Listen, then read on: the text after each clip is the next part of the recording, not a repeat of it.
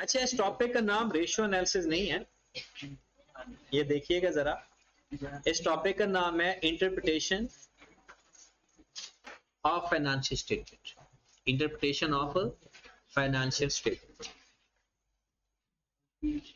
तो अगर आप देखें तो IFS लिखा हुआ है, इंटरप्रिटेशन ऑफ फाइनेंशियल स्टेटमेंट।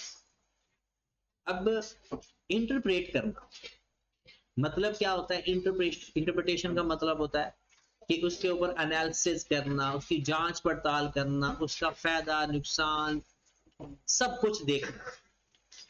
उसके बाद लिखा हुआ है फाइनेंशियल लव स्टेटमेंट्स लिखा हुआ है। तो सारी कौन कौन से फाइनेंशियल स्टेटमेंट्स होती हैं? Statement change and equity, statement of financial position, सारी जितनी भी स्टेटमेंट्स हैं ये सारी फाइनेंशियल स्टेटमेंट्स कहलाती हैं। हमने इनका एनालिसिस करना।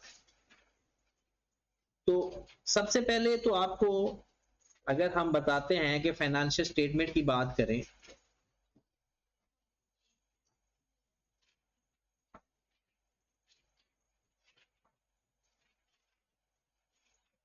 तो सबसे पहली स्टेटमेंट होती है statement of financial position, statement of comprehensive income, statement of cash flow, statement of changes in equity, notes to the accounts या financial statement। ये हमारे पास 5 कंपोनेंट है फाइनेंशियल स्टेटमेंट के, या ये हमारी 5 फाइनेंशियल स्टेटमेंट्स हैं। Statement of financial position, statement of comprehensive income, statement of cash flow, statement of change in equity और नोट्स टू द अकाउंट्स। हमने इनके बारे में क्यों इंटरप्रिटेशन करनी होती है और कौन करना चाहता है, कौन करवाना चाहता है, उसे हम बोलते हैं users of the financial statement. जो फाइनेंशियल स्टेटमेंट की इंटरप्रिटेशन करवाना चाहता है या खुद करता है उसे हम क्या बोलते हैं? Users of the financial statement, या उन्हें कहते हैं स्टेक होल्डर। अक्सर लोग ये समझ जाते हैं कि स्टेक होल्डर और शेयर होल्डर बराबर है। जो शेयर होल्डर है ना वो स्टेक होल्डर है। अरे वो बंदा जिसका कंपनी में कोई ना कोई इंटरेस्ट है उसे स्टेक होल्डर कहते हैं, जिसमें कस्टमर भी आ जाते हैं, सप्लायर भी आ जाते हैं। मतलब सारे जो users of the financial statement है ना वो कहीं ना कहीं स्टेक होल्डर भी है। तो अगर इन स्टेटमेंट्स को किसी ने रीडिंग करनी है या किसी ने इसकी इंटरप्रिटेशन करनी है उसे हम बोलते हैं users of the financial statement.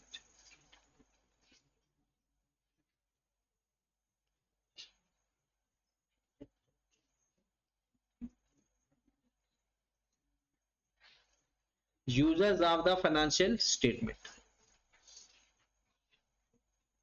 ठीक होगी बात? अब कौन कौन से यूजर्स होते हैं याद है इरशाद? कौन कौन से users of the financial statement होते हैं? वो एक मिनट इरशाद को बताने दो, वो भी पढ़ने आया। हाँ, लैंडर्स हो गए, सप्लायर, इन्वेस्टर्स। अच्छा, इन्वेस्टर्स का कोई और नाम भी है? शेयर होल्डर्स इन्वेस्टर्स भी होते हैं। चलो, और कोई? बस नहीं, तो ये तो कॉमन होते हैं। फाइनेंशियल स्टेटमेंट के user, stakeholder, lender, customer, supplier, public, employee, management, government, ये सारे हमारे users of the financial statement ही होते हैं। जैसे अगर हम बात करें तो पहला हो गया इन्वेस्टर या शेयर होल्डर,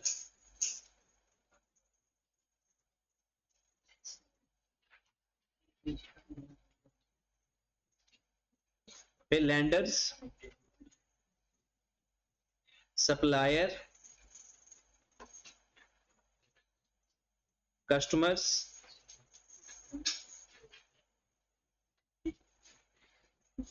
मैनेजमेंट,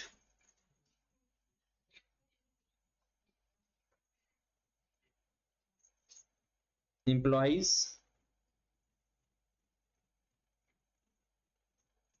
फिर उसके बाद हो गया गवर्नमेंट, पब्लिक, आप जनरल पब्लिक भी कह सकते हैं। अच्छा, पेपर में आपको सवाल आ सकता है users of the financial statement लिखो, और ये भी लिखो कि ये क्यों यूजर्स हैं, क्यों इनको जरूरत पड़ती है फाइनेंशियल स्टेटमेंट को इस्तेमाल करने की। तो इसकी फिर एक एक दो दो लाइनें भी आपको पता होनी चाहिए। अगर नहीं पता तो थोड़ा सा अपने आप को वापस ले जाए पीआरसी में, उसके अंदर आपने डिटेल में पढ़ा हुआ है।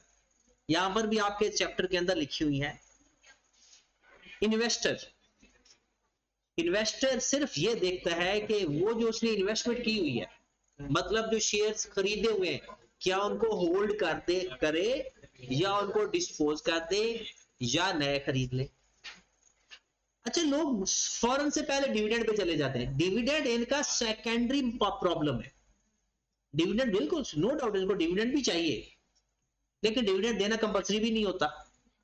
तो मेन इनका होता है जो शेयर्स उनके पास हैं वो होल्ड करे, या बेच दे, या नया खरीद ले। ये किसको देखकर करेंगे? फाइनेंशियल स्टेटमेंट को इंटरप्रेट करेंगे पहले, उसको देखेंगे पिछले साल से इस साल इनकी परफॉर्मेंस पोजीशन में क्या मसला है। लेंडर कौन होते हैं? वो नहीं, वो सप्लायर होते हैं। लेंडर वो बंदे जिन्होंने पैसा दिया हुआ है। लेंडर वो लोग हैं जिन्होंने पैसा दिया हुआ है। अब जिन लोगों ने पैसा दिया हुआ है कंपनी को, वो अब इस बात को देखते हैं कि जब ड्यू डेट आएगी, क्या ये फाइनेंस कॉस्ट पे कर देते हैं प्लस प्रिंसिपल अमाउंट। वो एक इंस्टॉलमेंट होती है ना, इंस्टॉलमेंट के अंदर प्रिंसिपल अमाउंट भी होती है और इंटरेस्ट भी होता है। वो कहता है कि जनाब वो अगर जो इसने इंस्टॉलमेंट बनवाई हुई है तो क्या इंस्टॉलमेंट जब ड्यू होती है पे कर देते हैं या नहीं कर देते। फाइनेंशियल स्टेटमेंट से पता चल जाता है, क्योंकि करंट लायबिलिटी और नॉन करंट लायबिलिटी में जाकर पता चल जाएगा कि इनकी लायबिलिटी कम हो रही है या पहले से बढ़ती जा रही है, या उसी तरह से स्टेबल है। अगर इंटरेस्ट पेएबल पहले से बढ़ता जा रहा है, इसका क्या मतलब है? पे नहीं कर रहे। सप्लायर ये हमारे क्रेडिटर्स होते हैं। ये क्या देख रहे होते हैं? एक फेयर डीलिंग देखते हैं कि ये, और दूसरा यह है कि जब हमारी डेट ड्यू होती है तो पेमेंट होती है या नहीं। कस्टमर क्या देखते हैं? हालांकि इनको तो हम उधार दे रहे हैं, लॉन्ग टर्म रिलेशन देखते हैं कि ये हमें कोई चीज दे भी सकते हैं लॉन्ग टर्म के लिए या नहीं, क्या हम ये उधार देते हैं या नहीं।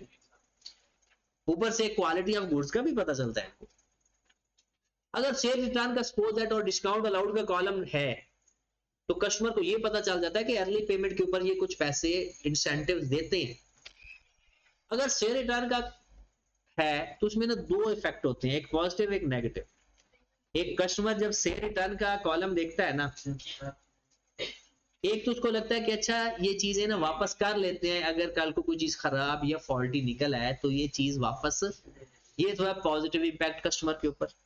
नेगेटिव इंपैक्ट क्या होता है? अगर ज्यादा से रिटर्न है तो फिर ये भी मसला है कि यार इनकी तो चीजें खराब निकलती हैं। उसके बाद मैनेजमेंट, मैनेजमेंट ने तो फाइनेंशियल स्टेटमेंट बनानी है, उनको तो सारी इंफॉर्मेशन चाहिए। उसके बाद इंप्लॉइज, हाँ ये देखते हैं प्रॉफिटेबिलिटी। ज्यादातर लोग ना मोस्टली ना इन्वेस्टर में प्रॉफिटेबिलिटी लिख देते हैं। इन्वेस्टर नहीं देखता, इन्वेस्टर देखता है worth goodwill of the company. Employee देखता है अगर प्रॉफिट हो रहा है तो उस कंपनी में स्टे करे, बोनस की डिमांड कर सकता है या इंसेंटिव्स वगैरह लेता है, अपना रेम्युनरेशन को देखता है। और अगर एक कंपनी प्रॉफिट अर्न नहीं कर रही तो वो कोशिश करता है कि वो कंपनी को क्विट कर, कि कल को हालात खराब हो तो सारा मलबा खराब ना हो जाए। फिर गवर्नमेंट, अच्छा हम फॉरेन टैक्स से देखते हैं, एक और बात भी होती है, लॉ एंड रेगुलेशन की कंप्लायंस भी देखी जाती है, कि गवर्नमेंट ये भी देखती है कि ये एनवायरमेंटल इश्यूज को देख रहे हैं या नहीं देख रहे। ऐसा तो नहीं है कि कंपनी बनी है, यहाँ पर बिजनेस शुरू हुआ है, लेकिन सारे का सारा माहौल खराब हो रहा है, आबो हवा खराब हो रही है, एनवायरमेंटल इश्यूज आ रहे हैं, सांस लेना इर्द गिर्द कोई लोकल कम्युनिटी को दुश्वार हुआ है। फिर गवर्नमेंट कहती है कि भाई आप यहाँ पर ये फैक्ट्री नहीं लगा सकते, आप दूर कहीं लगाएं, और वहां पर ये जो एनवायरमेंटल इश्यूज आ रहे हैं इनको भी खत्म करें, रेमेडाइज करें। लॉ एंड रेगुलेशन की कंप्लायंस को भी देखती है, और टैक्स वगैरह को भी देखती है। पब्लिक पहली बात तो ये देखती है कि पब्लिक देखती है अपॉर्चुनिटीज को, कि कोई अपॉर्चुनिटीज होंगी। दूसरा वो देखती है कि ये कंपनी है कि लोकल कम्युनिटी के लिए कुछ कर रही है, ये नहीं कर रही। मिसाल के तौर पर मोस्टली आपने देखा होगा कि जो इंडस्ट्रीज होती है ना, वो वहां कोई स्कूल या कोई हॉस्पिटल या कोई पार्क इस तरह की चीज बनाकर वो अपना नाम वहां पर लिख देते हैं। एक तो उनकी एडवर्टीजमेंट होती है, दूसरा वो लोकल कम्युनिटी के लिए कुछ ना कुछ पार्ट प्ले कर रहे होते हैं। ठीक होगी बात। आपकी बुक में भी ये सब लिखा हुआ है, मैं सिर्फ हाईलाइट कर देता हूं कि कौन कौन सी चीज ये है। ये वो कहता है कि ये जो एग्जिस्टिंग इन्वेस्टर है, whether to continue to hold the share, sell them and stand to be most interested in profitability ratio। ये अभी रेशियो तो हमने पढ़ी नहीं, तो इसके बारे में भी आपको नहीं आइडिया। फिर एक है पोटेंशियल इन्वेस्टर। अच्छा, एग्जिस्टिंग इन्वेस्टर और पोटेंशियल इन्वेस्टर में फर्क क्या है? एग्जिस्टिंग जो है, पोटेंशियल जो अभी बनना है जिसने, वो क्या देखता है? वो देखता है information about the profitability, information about manage efficiently. फिर लेंडर क्या देखता है? The needs to know whether it will receive interest payment when these are due and whether the money it's lent will eventually be repaid। ये जो ratio बाकी लिखी हुई है ना, ये करंट रेशियो देखेगा। वो तो अभी हम रेशियो पढ़ेंगे तो आपको पता चलेगा कि कौन कौन सी रेशियो इन्होंने इस्तेमाल करनी है पेपर में। ये पहले हमने सिर्फ नाम पता होना चाहिए, बाद में जब ये रेशियो पढ़ेंगे तो आपको आइडिया हो जाएगा। ये है जी सप्लायर, ये क्रेडिट लिमिट देखता है और क्रेडिट पीरियड देखता है, कितनी उधार देनी चाहिए और कितनी देर के लिए देनी चाहिए। एम्प्लॉइज देखता है फेयर वेजेस, बेनिफिट्स, बोनस वगैरह। फिर मैनेजमेंट क्या देखेगी? Financial forecasting, planning. बाकी भी चीजें आप लिखी हुई हैं, लेकिन अभी हमने बस इतना ही। अभी इसको हम सारा नहीं पढ़ सकते क्योंकि नीचे जो रेशियो लिखी हुई है ना, उसने जैसे यहां पर लिखा हुआ है करंट रेशियो, टेस्ट रेशियो, जैसे यहां पर लिखा हुआ है and net profit margin, return on capital employed, ये अभी हम पढ़ेंगे तो फिर इनको यहां पर इस्तेमाल करें। ठीक होगी बात। अब आगे चलते हैं। ये जो सारे यूजर्स हैं, ये किस तरह से एनालिसिस करेंगे? कौन सी रेशियो पढ़ के इन्हें पता चलेगा कि परफॉर्मेंस अच्छी है या बुरी है? और हर यूजर के लिए अपनी रेशियो होगी। अब किसी यूजर्स के लिए कोई रेशियो बेहतर होगी, कोई रेशियो यानी उसने देखनी है, दूसरे यूजर ने कोई और रेशियो देखनी है। तो फाइनेंशियल स्टेटमेंट को इंटरप्रिटेशन करने के लिए तीन तरह का एनालिसिस इस्तेमाल होता है। वर्टिकल,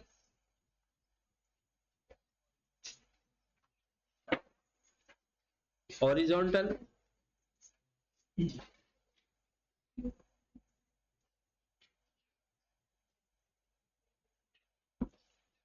और रेशियो एनालिसिस। अगर मैं लास्ट अटेम्प्ट की बात करूं तो 3 नंबर का सवाल यहां से आया, 5 नंबर का सवाल यहां से, और इस बार 16 नंबर का सवाल आने के चांसेस हैं और वो यहां से आने के चांसेस 16, 15, 14 यानी इतने के सवाल आने के चांसेस हैं। तो वो रेशियो एनालिसिस है। हो सकता है वो यहां से 2-3 नंबर का हॉरिजॉन्टल एनालिसिस भी दे दे। तो हम पहले तो पढ़ते हैं वर्टिकल और हॉरिजॉन्टल एनालिसिस, और फिर हम पढ़ेंगे रेशियो एनालिसिस। और ये 3 टाइप के एनालिसिस हैं, इसके फार्मूलाज हैं।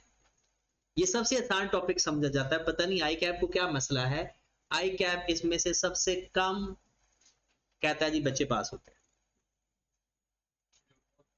झूठ नहीं बोलता, इसमें एक प्रॉब्लम है। आई कैप एंड पे कहता है ना कि जो आपने फाइंडिंग्स की है ना, इसके बारे में ना रिमार्क्स लिखें, और वो लिखने होते हैं अंग्रेजी में। बस वो एक मसला है। हम लिख के आते हैं वो भी, लेकिन वो बहुत अजीब अंग्रेजी होती है हमारी। उसका अगर मतलब आपको पता चल जाए ना जो आप लिख कर आए हो, तो आपको खुद को भी अपने आप से घिन आना शुरू हो जाए कि अच्छा ये इसका मतलब ये था जो मैंने लिखा था। तो प्रॉब्लम सिर्फ ये सी है, मतलब आप लिख के आते हो लेकिन उसका मतलब बहुत ही खौफनाक होता है। चलेंगे, तो सबसे पहले तो हम वर्टिकल एनालिसिस और हॉरिजॉन्टल एनालिसिस साथ पढ़ते हैं। एक सवाल हम डिसाइड कर लेते हैं। सवाल हम क्वेश्चन से या बुक से ले लेते हैं, लिखते हुए हमारा टाइम सेव हो जाएगा। ये जी एक क्वेश्चन है, ये है आपके पास एसओपीएल,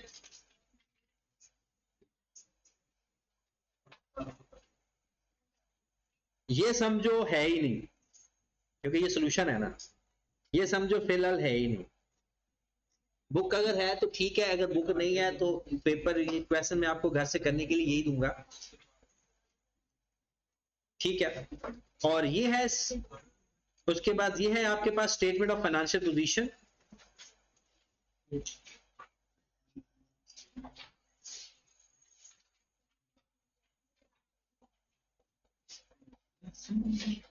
और फिर यही समझो कि ये है ही नहीं।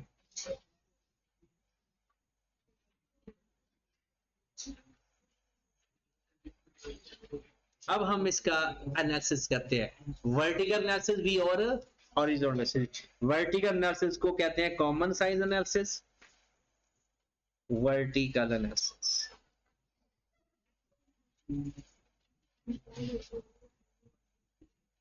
या कॉमन साइज एनालिसिस।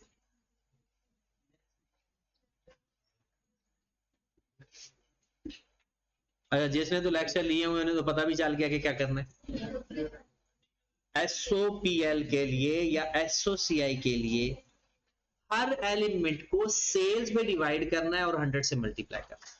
लेकिन उसका मतलब मैं आज समझाऊंगा, क्योंकि पहले तो उसमें बस ऐसे ही ना एक किसी ने पूछा तो मैंने बता दिया, लेकिन अब यहां पर तो कंप्लीट पढ़ना है हमने। स्टेटमेंट ऑफ कंप्रीहेंसिव, वर्टिकल का मतलब तो पता है ना, वाई एक्सिस। तो आपने ऊपर से नीचे की तरफ देखना है तो सिर्फ एक वैल्यू लिखना है। एसओसीआई के लिए बेस आपने रखना है सेल्स को, बेस किसको रखना है, सेल्स को, मतलब एसओसीआई के हर एलिमेंट को सेल्स में डिवाइड करके 100 से मल्टीप्लाई कर देंगे। और एसओएफपी के अंदर किसको बेस रखोगे, टोटल एसेट्स को, मतलब एसओएफपी के हर एलिमेंट को टोटल एसेट में डिवाइड करके 100 से मल्टीप्लाई कर देंगे। ठीक होगी बात, ये हमारे पास हो जाएगा वर्टिकल एनालिसिस।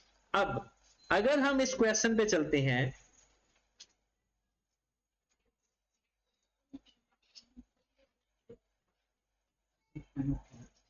पहले हमारे पास आ जाता है जनाब, ये तो ओरिजिनल वर्टिकल एनालिसिस है,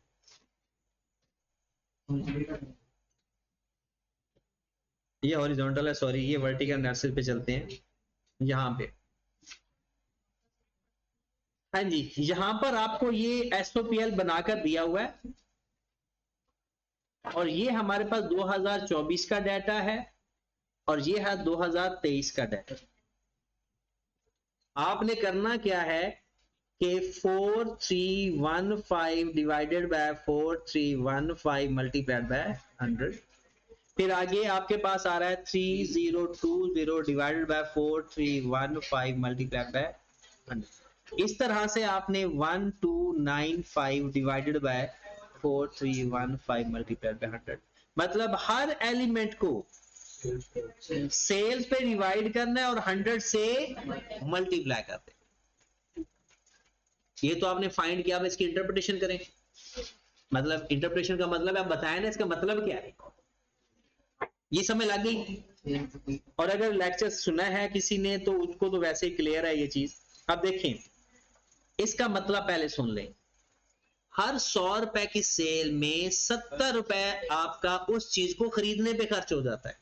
कॉस्ट ऑफ सेल क्या होती है, जिसको आपने बेचा उसकी कॉस्ट क्या थी।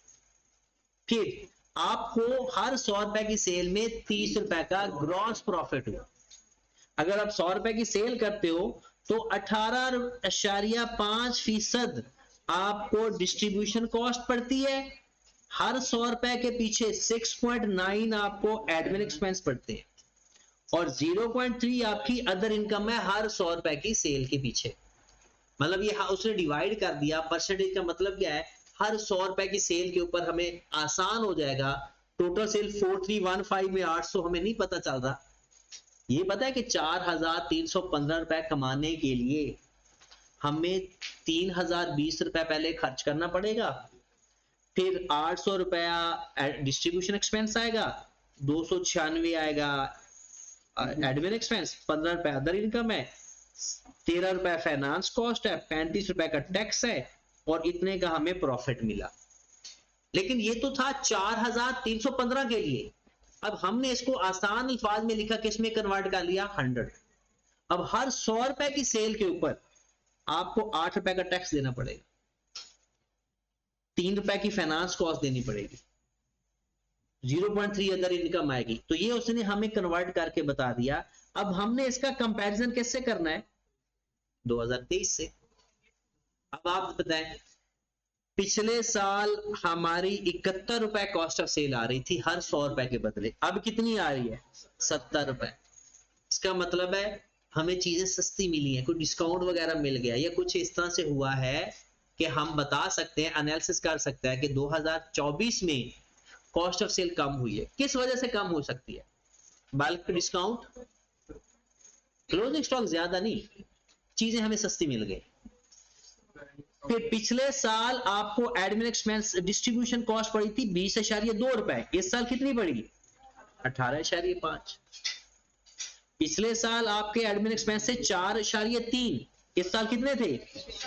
हो सकता है आपने कोई एक्सपर्ट हायर कर लिया हो इस दफा और जिसने कॉस्ट ऑफ सेल आपकी कम कर दी हो, डिस्ट्रीब्यूशन कॉस्ट कम कर दी हो, लेकिन उसकी सैलरी ऐड होती। ये वो अंग्रेजी में लिखनी है बातें सारी, और बातें लिखते हुए तो हमें मौत पड़ जाएगी। अगर उसने ये कहा कि फाइंड करो तो काम ही आसान है। अगर उसने कहा ना एनालिसिस करके ना हमें डिस्क्राइब करके बताओ, तो फिर हमने ये लिखना है कि क्यों कम हुआ, क्यों ज्यादा हुआ। ये कुछ चीजें हम मैं एंड पे आपको बताऊंगा जब एनालिसिस करेंगे, रेशियो एनालिसिस के अंदर सारी बातें पढ़ेंगे। कॉस्ट बढ़ती क्यों है, कॉस्ट कम क्यों होती है। जैसे मैंने कहा ना ऊपर कॉस्ट कम हुई है, तो हो सकता है हमने चीजें तादाद में ज्यादा खरीदी हूं, हमें बल्क डिस्काउंट मिल गया, ये वजह लिखनी काफी है। तो हमारी तो एक वजह काफी होती है, आइकन खुश हो जाता है। एडमिन कॉस्ट बढ़ रही है, हो सकता है हमने नया बंदा हायर किया हो, क्योंकि एडमिन कॉस्ट के अंदर सैलरी वगैरह आती है।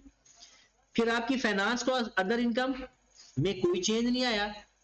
हाँ जी, इंटरेस्ट पिछले साल आपने सूद दिया था 0.4, इस साल दे रहे हो 0.3, कम क्यों हुआ गजनफर, कम क्यों हुआ। लोन की पेमेंट हो सकता है इस साल हमने लोन की कोई पेमेंट कर दी हो, जिसकी वजह से ओवरऑल लोन हमारा कम हो गया। टैक्स भी दोनों सालों में सेम है, अदर इनकम सेम है, एडमिन कॉस्ट बड़ी है, उसके बारे में एक लाइन लिख देंगे। फाइनेंस कॉस्ट और डिस्ट्रीब्यूशन कॉस्ट कम हुई है, उसके बारे में एक लाइन लिख देंगे। ये हमारा एनालिसिस हो जाता है। ठीक है, ये था वर्टिकल एनालिसिस। और फाइनेंशियल पोजीशन का किस तरह से करते हैं, टोटल एसेट्स पे डिवाइड करते हैं। अच्छा, एक वैसे छोटी सी बात पूछते हैं, जनरल कॉमन सेंस वाली बात है, लेकिन मसला तो कॉमन सेंस में ही है ना मेरी, बस जहां तक ही देख लेते हैं। देखें, ये जो पोर्शन है ना, ये हमारा यहां तक, इसे कहते हैं टोटल इन्वेस्टमेंट इन बिजनेस।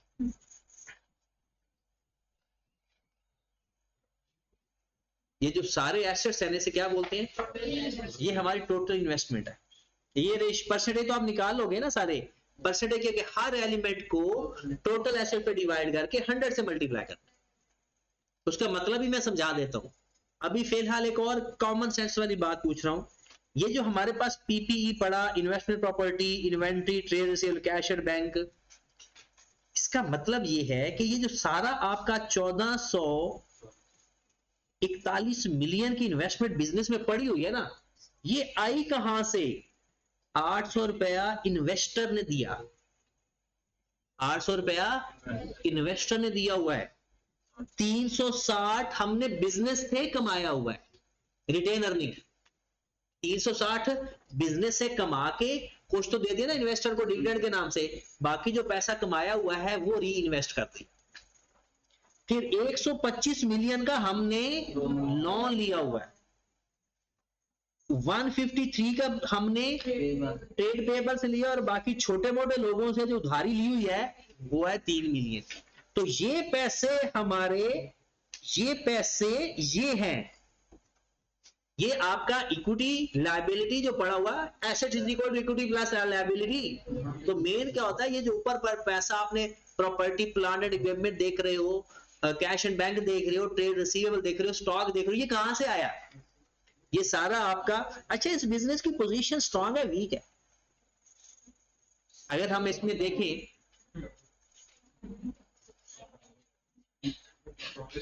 कहां से देखता है?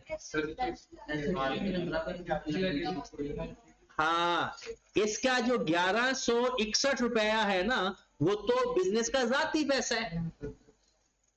1441 रुपए की इन्वेस्टमेंट के अंदर 1161 पैसा कहां से आया हुआ है? जाती पैसा हुआ है। तो लोन वगैरह और बाकी कितना है? वो तकरीबन 125 ये है, 153 ये है, और 3 मिलियन और है। 281 1441 मिलियन की इन्वेस्टमेंट के अंदर 1161 60 मिलियन इन्वेस्टर का है या बिजनेस का अपना जाती पैसा, और 281 मिलियन ये उधार वगैरह लेकर इन्वेस्ट किया हुआ है। अब अगर ये चीज यहां पर होती 1125 मिलियन, इसका मतलब है नहीं, डूबने वाली नहीं है। डूबने मतलब सिर्फ ये है कि इस कंपनी के अंदर जो पैसा इन्वेस्ट हुआ वो उन्होंने उधार लेकर इन्वेस्ट किया हुआ है। और जो लोग इस तरह के बिजनेस को चला लेते हैं वो बहुत ज्यादा तेज लोग कहलाते हैं। अपने पैसे से नहीं खेल रहे, वो लोगों के पैसे से खेल रहे हैं। जो लोग लोन लेकर बिजनेस चला रहे होते हैं ना, और इफेक्टिवली, हालांकि इस्लाम मना करता है, इस्लाम के अंदर ये तो खुदकुशी होती है। ये सबसे ज्यादा जब बंदा लोन लेकर बिजनेस स्टार्ट करता है, खुदकुशियां तब होती हैं, क्योंकि पेमेंट, अगर बिजनेस चल गया तो फिर तो बात काम करता रहता है, और अगर बिजनेस ना चला तो पेमेंट तो ड्यू हो गई, और फिर वो क्या करता है, उसके पैसे देने के चक्रों में दूसरों से पैसे लेकर उसकी कंपनसेशन करता है, दरमियान में इंटरेस्ट वगैरह और बढ़ जाता है, और टर्म्स एंड कंडीशन चेंज हो जाती है। ऐसा बंदा क्या करता है, सपोज दैट आपका 100 रुपए देना है ना, वो किसी से 110 रुपए पकड़ेगा, 100 रुपए आपको देगा, 10 रुपए अपने घर वालों को देगा खर्च चलाने के। फिर उस बंदे का 110 रुपए वाला ड्यू हो जाएगा, वो किसी से 120 रुपए पकड़ेगा। इस तरह से सर्कल के अंदर वो इतना फंस जाता है कि उसके लिए निकलना मुश्किल हो जाता है, और वो इस उम्मीद में होता है कि चलो आने वाले दिनों में बेहतरी आ जाएगी, आ भी जाती है। आप कमिटमेंट करो, थोड़ा सा टेक्नोलॉजी को देखो। इस टाइम टेक्नोलॉजी को देखना बहुत जरूरी है, क्योंकि ये ना हो कि आप अपने ऐसे बिजनेस में पैसा इन्वेस्ट करी जाए जो कि आउट ऑफ डेटेड होता जाए, तो फिर आप क्या करोगे? तो बिजनेस को आप इवेल्युएशन करो और अपनी मेहनत और कमिटमेंट दिखाओ, इंशाल्लाह निकल जाओगे इस मामले से। बट जो बंदा सुस्त होता है, जो कहता है अच्छा ठीक है इस बंदे से पकड़कर आगे दे दूंगा, उसका काम खराब ही होता है, पर अल्टीमेटली वो अपने आप को खत्म कर देता है। और ऐसा हमने कई बार देखा हुआ है। अभी एक रिसेंटली केस हमने देखा, उसके बैक एंड पे भी यही स्टोरी है। वो जो एक लड़के ने ऑफिस में बैठ के अपने आप को खत्म कर दिया, वो लोगों ने तो ये मशहूर कर दिया ना कि घर वालों से तंग था। वो घर वालों से तंग नहीं था, हाँ घर वालों से इतना तंग होगा कि जब आपने अपने घर वालों को एक लेविश टाइप की लाइफ दे दी और उधार ले लेकर दे जा रहे। एक हमने वो नहीं सुनते प्रोवर्ब में आ गया था जी, चादर देकर पांव फैलाओ। जब हम इस चीज से बाहर निकलते हैं तो फिर हमारे लिए मुश्किलात आती हैं। तो इस्लाम के अंदर ये कहा गया कि जितना हो सके कर्ज से बचो। आपको पता नहीं कि कर्ज से निजात की दुआएं हैं प्रॉपर। और एक हदीस में आता है कि नबी पाक सल्लल्लाहु अलैहि वसल्लम ने एक बंदे के जनाजे के लिए एक शख्स आए, तो उन्होंने कहा था कि भाई पहले इस बंदे का देखो कि कर्ज अदा हुआ है या नहीं, या ये कहीं कर्जदार तो नहीं है बंदा। तो अगर इसका कर्ज नहीं उतरा हुआ तो जब तक इसका कर्ज नहीं उतरेगा मैं जनाजा नहीं पढ़ूंगा। तो ये प्रॉब्लम्स तो फिर आते हैं। तो इसलिए बिजनेस को करने के लिए ना मेरे ख्याल में भी कर्ज के बगैर जितना बिजनेस हो सके आपको टेंशन कम होती है। छोटे से स्टार्ट कर लो, उसको बढ़ाओ, लेकिन बड़े बिजनेस के चक्करों में ना ज्यादा लोन लेकर भी फिर परेशानी है, या तो फिर इसको इफेक्टिवली कंट्रोल भी करो। नेक्स्ट हमारे पास आता है, ये तो हमारे पास वर्टिकल एनालिसिस या कॉमन साइज एनालिसिस है। इसमें करना क्या है, हर एलिमेंट को, एसओसीआई का एलिमेंट है तो उसको सेल पे डिवाइड करके 100 से मल्टीप्लाई, और एसओएफपी है तो उसको टोटल एसेट्स पे डिवाइड करके 100 से मल्टीप्लाई करेंगे। उसके बाद अगर हॉरिजॉन्टल एनालिसिस,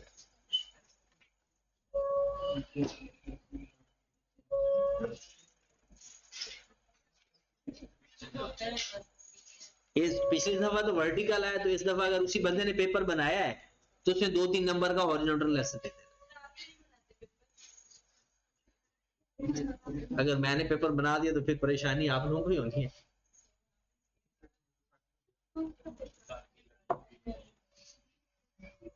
अगर पेपर बना भी देना, पहले वो हमसे ना ओथ लेते हैं, हलफ लेते हैं कि आपने कोई इस तरह की किसी भी किस्म का हिंट भी नहीं देना, तो ज्यादातर फिर वो टीचर से नहीं बनवाते।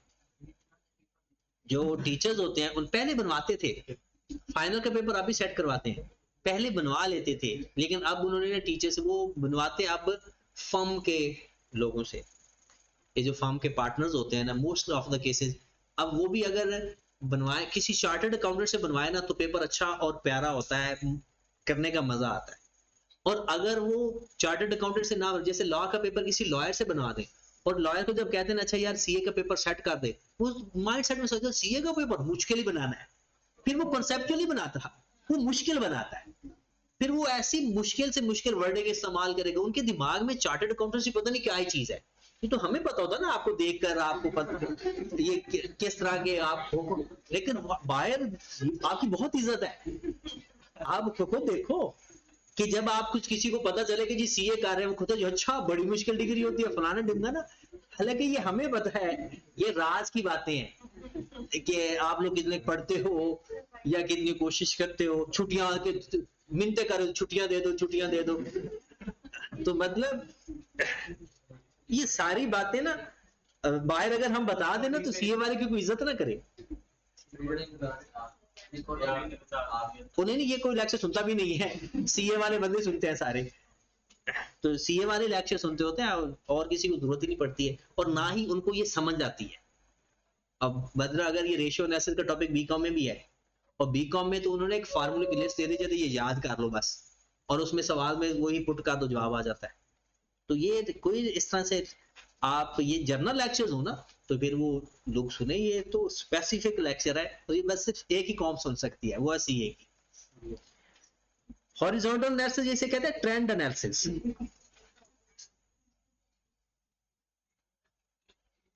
हॉरिजॉन्टल एनालिसिस या ट्रेंड एनालिसिस। अच्छा, हॉरिजॉन्टल का मतलब ही है वाई एक्सिस होता है। इसमें होता क्या है कि आपके पास सपोज 2024 है और 2023 है, 2 साल होंगे, एक होगा करंट ईयर और एक होगा बेस ईयर। अच्छा, करंट ईयर कौन सा होगा? जो लेटेस्ट ईयर होगा। और बेस ईयर क्या होगा? जरूरी कि बिल्कुल पिछला। बेस ईयर वो होता है जिसके साथ आप कंपेयर करना चाहते हो। आप चाहते हो कि भाई किस साल से इस साल की सेल्स में आप चेंज देखना चाह रहे हो। तो अगर हम जैसे सपोज है 2020 में आ गया था कोविड, और ये तकरीबन 2021 और 22 को भी इफेक्ट किया, अब इनकी सेल तो ऑब्वियसली अफेक्टेड होंगी। अब वो कहते हैं कि ये तो चलो निकल गई ना, हम करते हैं 2024 को 2019 से, तब नॉर्मल हालात होंगे, या 2023 को हम 2019 से एनालिसिस करते हैं। तो हमने एनालिसिस इस तरह से करना होता है जिस साल का वो कहेगा, जिसके साथ वो कंपेयर करेगा। हाँ, ये बात कंफर्म है, बेस ईयर कभी अगला साल नहीं हो सकता, हमेशा पिछला साल ही होगा। इसका फार्मूला क्या बनेगा? करंट ईयर, हर साल का वही current year minus base year divided by base year multiplied by 100। मतलब सेल है, कॉस्ट ऑफ सेल, हर एलिमेंट, करंट ईयर का हर एलिमेंट माइनस पिछले साल का वो element divided by base year multiplied by 100। अगर आंसर पॉजिटिव आ गया तो उस चीज में इजाफा हुआ है, अगर आंसर नेगेटिव आ गया तो इस साल उस चीज में कमी हुई। अगर कोई चीज बढ़ी है तो पॉजिटिव आंसर आएगा, और अगर कोई चीज कम हुई है तो जाहिर सी बात है करंट ईयर अगर बढ़ा होगा तो आंसर पॉजिटिव आएगा, और अगर बेस ईयर बढ़ा होगा तो आंसर आपका नेगेटिव आएगा। तो इसमें भी बस उसी तरह से ये सवाल आप देखें, ये 2024 और 2023 है, तो क्या करेगा वो 4315 minus 3760 divided by multiplied by 100, तो कितना आंसर आ गया जी 14 पॉइंट। अच्छा, इस 14.8% का मतलब क्या है? पिछले साल से इस साल सेल्स 14.8% बढ़ी। पिछले साल से इस साल सेल्स में 14.8% का इजाफा हुआ, और इन दोनों को आपस में डिवाइड करके तो 13.2 आंसर आया। इसका मतलब है पिछले साल से इस साल कॉस्ट ऑफ सेल में 13.2% का इजाफा हुआ। तो आपका ट्रेंड पॉजिटिव रहा। कैसे भला? सेल में इजाफा हुआ है 14.8%, और कॉस्ट ऑफ सेल में इजाफा हुआ है 13.2%, तो ओवरऑल हमें बेनिफिट हुआ है। सेल ज्यादा हुई चेंज, और कॉस्ट ऑफ सेल कम हुई। फिर डिस्ट्रीब्यूशन एक्सपेंसेस में 5.3% का इजाफा हुआ। एडमिन एक्सपेंसेस में 82 आप चेक भी तो करें, पिछले साल थे 162, इस साल हो गए 296। नहीं 296 का मतलब है तकरीबन 300 के करीब। फिर अदर इनकम 10 से 15 हो गई, 50% इजाफा हो गया। तो ये हमारा क्या बनेगा? Horizontal analysis. तो हॉरिजॉन्टल एनालिसिस अगर पेपर में आ जाता है तो आपने सिंपल ये जो कॉलम है चेंज फ्रॉम टू ये परसेंटेज में लिखना है, और इसका मतलब क्या होता है? पिछले साल से इस साल कितना चेंज आया, बस। ठीक होगी बात? चलो जी, फिर हमारा जो मेन टारगेट है,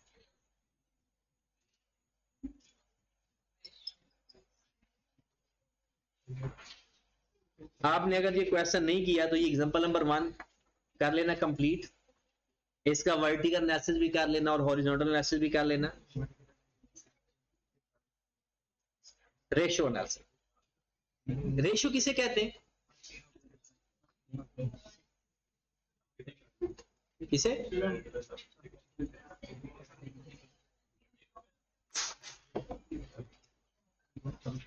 डिवीजन को कहते हैं।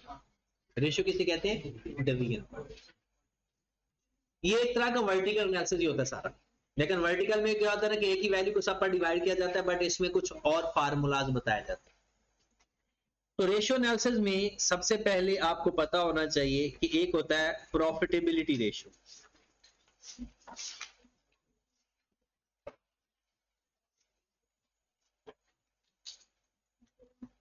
अगर वो प्रॉफिटेबिलिटी रेशियो पूछे तो हमने कोई 4-5 रेशियो बता देनी होती है। उसके बाद working capital ratio,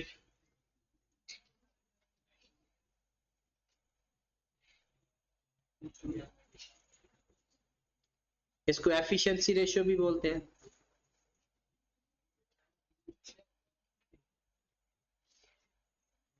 working capital ratio या एफिशिएंसी रेशियो।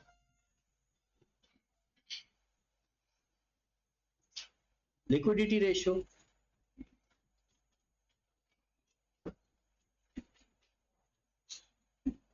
फिर होती है डेट या solvency ratio.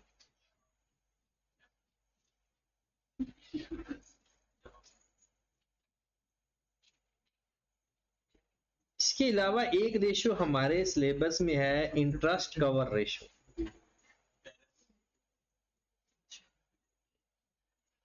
Profitability ratio, working capital ratio, आपको पेपर में इनमें से किसी एक का नाम बता दिया जाएगा, आगे फर्दर उसकी आगे टाइप्स होंगी, हमने वो सारी रेशियो फाइंड करनी। सबसे जो वैसे तो छोटी और भी है, लेकिन ये रेशियो सबसे आसान रेशियो है, इसको थोड़ा सा हम डील करते हैं लिक्विडिटी रेशियो को, फिर कल हम सीखेंगे प्रॉफिट, बाकी सारी रेशियोज के बारे में कल सीखेंगे। लिक्विडिटी रेशियो, जब भी आपके सीए की फील्ड के अंदर लफ्ज लिक्विडिटी आ जाए, इसे कहते हैं कैश प्रॉब्लम। कौन सा प्रॉब्लम होता है? Cash problem. लिक्विडिटी इशू अगर हो तो, लिक्विडिटी तो कैश प्रॉब्लम नहीं होगा ना। लिक्विडिटी का मतलब होता है कोई भी कैश एंड कैश इक्विवेलेंट। तो आप हेडिंग दे लें लिक्विडिटी रेशियो। पेपर में अगर आपको लिक्विडिटी रेशियो आए तो क्या क्या करना है आपको?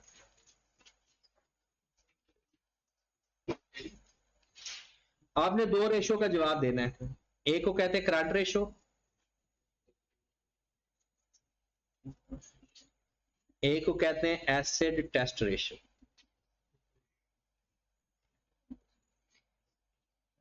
या इसका नाम है क्विक रेशियो। करंट रेशियो और दूसरा क्या नाम है?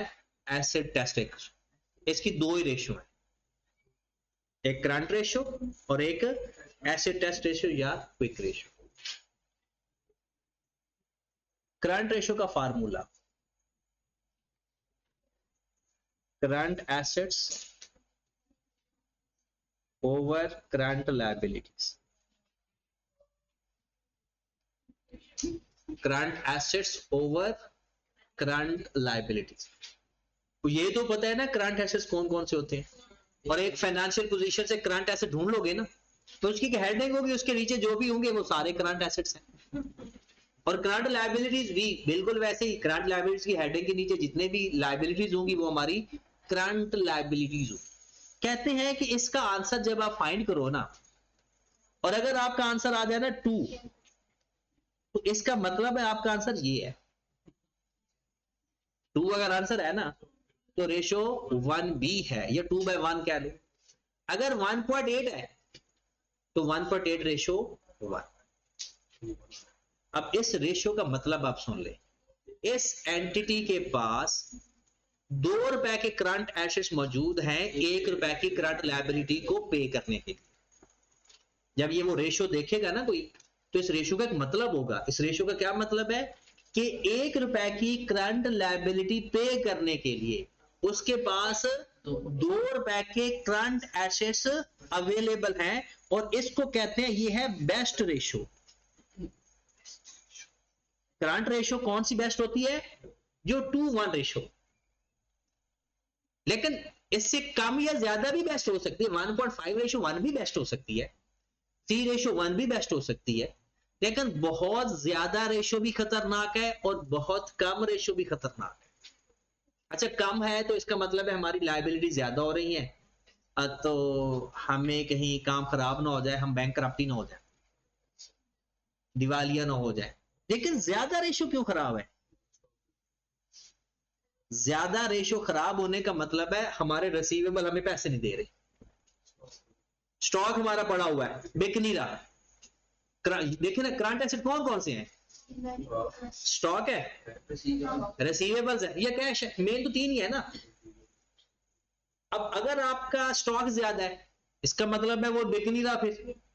और अगर आपके रिसीवेबल ज्यादा है, पैसे नहीं दे रहे, और अगर कैश ज्यादा है तो आप उसको इस्तेमाल नहीं कर रहे, आइडल पड़ा हुआ है, निकम्मा पड़ा है आपका कैश। उसको इस्तेमाल करो, उसको कहीं लगाओ, पैसा लगाओ जहां से आपको प्रॉफिट है, या कोई इस तरह से इन्वेस्ट करोगे तो कहीं ना कहीं से आएगा ना। पैसा जेब में रखने से थोड़ी आ जाएगा। तो ज्यादा रेशियो भी सही नहीं है। अगर आ जाए ना 8:1 तो बेड़ा ही गर्क है। ठीक होगी बात। तो करंट रेशियो बेस्ट रेशियो क्या है? 2:1। हाँ, 1.5:1 भी ठीक हो सकता है, 2.5 या 3 भी ठीक हो सकता है, 1.2 भी ठीक हो सकता है, डिपेंड करता है। लेकिन बेस्ट रेशियो क्या है? 2:1। हाँ, इसको आगे हम पढ़ेंगे कि इसको हमने कम या ज्यादा कैसे करना है।